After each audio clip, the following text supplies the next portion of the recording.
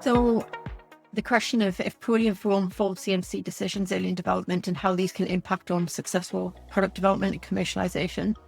So typically there's various pressures on developers to accelerate generation of first-in-human clinical data.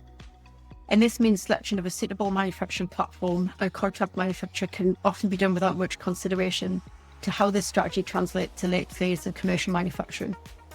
And at these later stages of development, there's usually greater product requirements in terms of how much yield or doses you need to manufacture. But in addition, there's very tight control of product quality expected from regulatory agencies.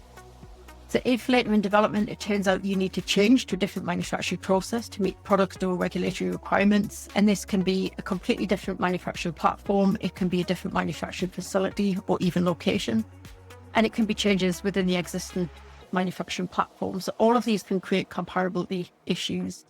And in a worst case scenario, this can result in the requirement for repeating clinical studies. So taking time early in development to establish a suitable CMC strategy that can carry you all the way through to commercial can have huge payoffs for the success of a program later on.